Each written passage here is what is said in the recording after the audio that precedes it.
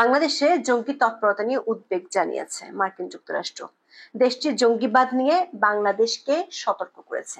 10 জুলাই সচিবালয়ে স্বরাষ্ট্র উপদেষ্টা জাহাঙ্গীর আলম চৌধুরীর সঙ্গে এক বৈঠকে বাংলাদেশে নিযুক্ত যুক্তরাষ্ট্রের চার্জ অ্যাফেয়ার্স মেগান বোল্ডিন এমন সতর্ক বার্তা দিয়েছেন। যদিও বাংলাদেশের অন্তর্বর্তী সরকারের স্বরাষ্ট্র উপদেষ্টার দাবি, বাংলাদেশে এই মুহূর্তে জঙ্গিবাদ নেই।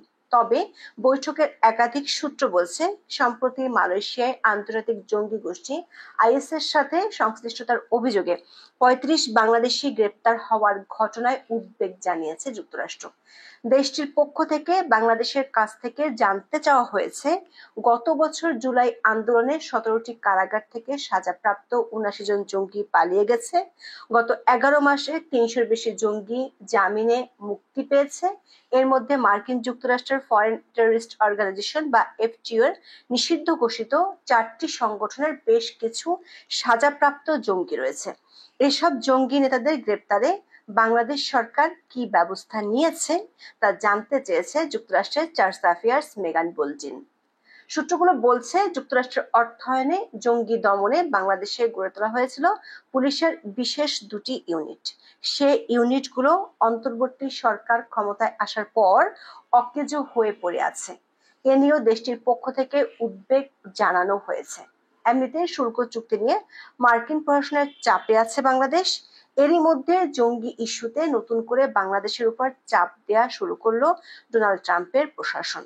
বিস্তারিত জানতে চলুন যাওয়া যাক বিশ্লেষণে।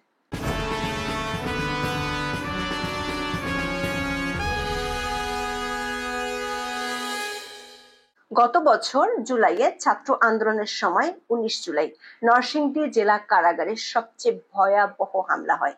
সেখানে থাকা জঙ্গি সহ 826 জন বন্দী পালিয়ে যায়। লুট হয় 85টি অস্ত্র, পুড়িয়ে দেওয়া হয় 29,000 নথি।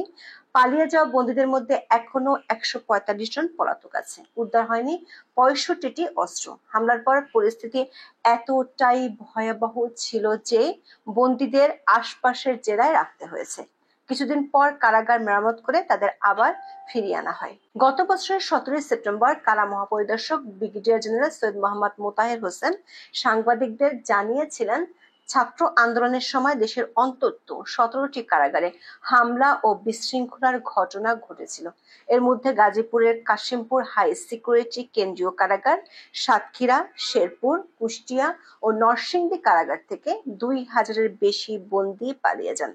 পলাতক বন্দীদের মধ্যে জঙ্গি সম্পৃক্ততার অভিযোগে গ্রেপ্তার ছিলেন 79 জন। এর মধ্যে সাজাপ্রাপ্ত জঙ্গি ছিলেন 9 জন। 4 জুলাই বিডিনিউজ 24 এর প্রকাশিত এক খবরে বলা হয়েছে, এখনো জেল পলাতকের সংখ্যাটা 724 জন। মৃত্যুদণ্ড প্রাপ্ত, যাবজ্জীবন প্রাপ্ত ও জঙ্গি মিলে পলাতকের সংখ্যাটা 69 জন। আবার ডক্টর ইউনূসের গত 11 মাসের শাসনামলে জামিনে গণহারে মুক্ত হয়েছে বেশ কিছু জঙ্গি। বিবিসি বাংলার খবরে বলা হয়েছে, বাংলাদেশে 5 আগস্টের পট পরিবর্তনের পর জঙ্গিবাদের বিভিন্ন মামলায় অভিযুক্ত শত শত ব্যক্তি জামিনে মুক্তি পেয়েছেন। কারা কর্তৃপক্ষের হিসেবে এখন পর্যন্ত এই সংখ্যা 3 শতাধিক। জামিনপ্রাপ্তদের মধ্যে সন্দেহভাজন, বিচারাধীন, এমনকি যাবজ্জীবন সাজাপ্রাপ্ত ব্যক্তিও রয়েছেন। 24 জুলাই আগস্টে ছাত্র আন্দোলন চলাকালে এবং সরকার পতনের পর সারা দেশে যে 5টি কারাগারে হামলার ঘটনা তদন্তে অন্তর্বর্তী সরকার একটি অনুসন্ধান কমিটি করেছিল, সেই কমিটি সম্প্রতি সরকারের কাছে রিপোর্ট জমা দিয়েছে। সেখানে আসামিদের পালিয়ে যাওয়া, অস্ত্র লুট, অগ্নিসংযোগের ঘটনাগুলো বিস্তারিত তুলে ধরা হয়েছে। কমিটির রিপোর্টে পালিয়ে যাওয়া জঙ্গিদের নিয়ে উদ্বেগ জানানো হয়েছে। এদিকে মালয়েশিয়ার পুলিশ সম্প্রতি একটি বড় ধরনের অভিযান চালায়। সে অভিযানে মোট 36 জনকে গ্রেপ্তার করে, যার মধ্যে 35 জন বাংলাদেশি, বাকি 1 জন ইন্দোনেশিয়ান।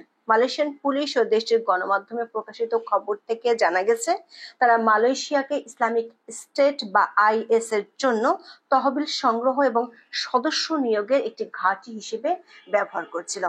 তাদের সংগ্রহ করা অর্থ যেত 2টি দেশে। দেশ দুটি হলো সিরিয়া এবং বাংলাদেশ। মালয়েশিয়ার inspector general of police Tan Sri Mohammad Khalid Ismail জানিয়েছেন, এই গ্রুপটির নাম গ্যারাকান মিলিটেন্ট রেডিকাল বাংলাদেশ বা জিএমআরবি। এই গ্রুপটিকে বাংলাদেশি রেডিকাল মিলিটেন্ট গ্রুপও বলা হয়। বাংলাদেশে এই গ্রুপটি সদস্যদের কাছ থেকে বার্ষিক 500 মালয়েশিয়ান রিঙ্গিত সদস্যপদ ফি নিত। সংগৃহীত তহবিল ওয়ালেট অ্যাপ্লিকেশন এবং আন্তর্জাতিক মানি ট্রান্সফার সার্ভিস ব্যবহার করে বাংলাদেশে পাঠানো হতো। গ্রেপ্তারকৃতদের মধ্যে 5 জনকে বাংলাদেশে ফেরত পাঠানো হয়েছে। আরো 11 জনকে ফেরত পাঠানো হবে।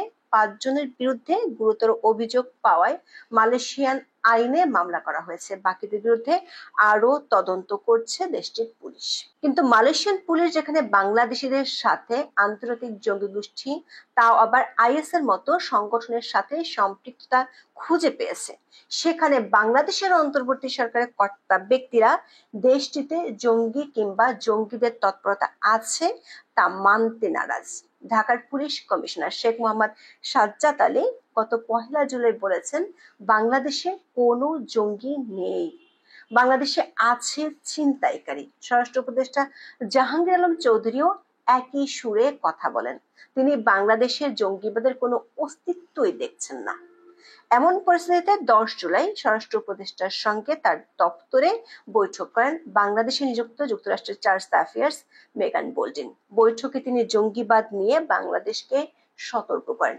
স্বরাষ্ট্র মন্ত্রণালয়ের পাঠানো বিজ্ঞপ্তিতে বলা হয়েছে, মার্কিন চার্জ অ্যাফেয়ার্স বলেছেন, প্রতিটি দেশই কম বেশি সন্ত্রাসবাদ ও জঙ্গি হামলার ঝুঁকিতে থাকে, বাংলাদেশও এর ব্যতিক্রম নয়। তবে স্বরাষ্ট্র উপদেষ্টা আগের মতোই দাবি করেছেন, বাংলাদেশে বর্তমানে কোনো জঙ্গিবাদ নেই। তবে মাঝে মধ্যে নিষিদ্ধ ঘোষিত রাজনৈতিক দল মিটিং মিছিলের চেষ্টা করে, যা আইন শৃঙ্খলা বাহিনী কঠোরভাবে প্রতিহত করছে।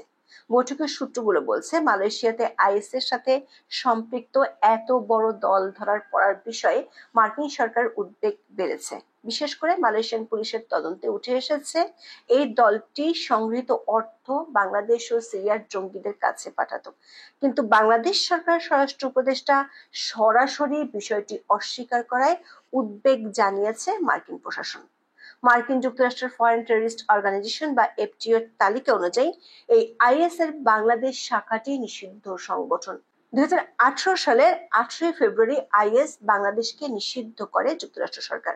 আইএস সহ মার্কিন যুক্তরাষ্ট্রের এফটিও 2008 সাল থেকে এই পর্যন্ত বাংলাদেশের 4টি জঙ্গি সংগঠনকে নিষিদ্ধ করেছে। তাদের মধ্যে আরেকটি সংগঠন হলো আনসারুল্লাহ বাংলা টিম।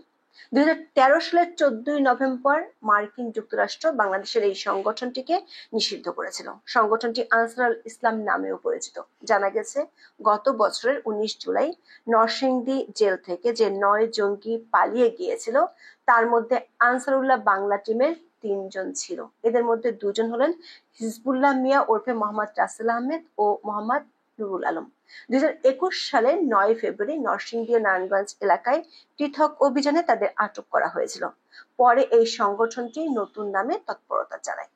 দেশ জুড়ে পরিচিতি পায় জামাতুল আনসার হিন্দাল সারাকিয়া নামে।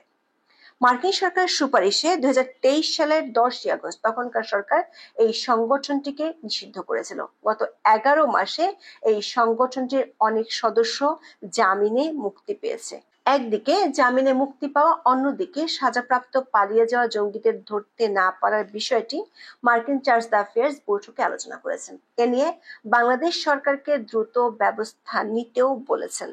মালয়েশিয়ান জঙ্গিদের অর্থ সীমান্তে রোহিঙ্গা সশস্ত্র গ্রুপগুলোর কাছে যাচ্ছে কিনা সেটি খতিয়ে দেখতে বলা হয়েছে। বাংলাদেশে অতীতে বড় সন্ত্রাসী হামলা, হত্যাকাণ্ড, দেশ জুড়ে বোমা হামলার মতো ঘটনা ঘটেছে। কিছু ঘটনায় আন্তর্জাতিক জঙ্গি সংগঠনকে দায় স্বীকার করতেও দেখা গেছে। সারা দেশের 63 জেলায় একযোগে বোমা হামলা হয়েছে। ব্লগার, লেখক, প্রকাশক, শিক্ষক, বিদেশি নাগরিকদের হত্যাকাণ্ড ঘটেছে।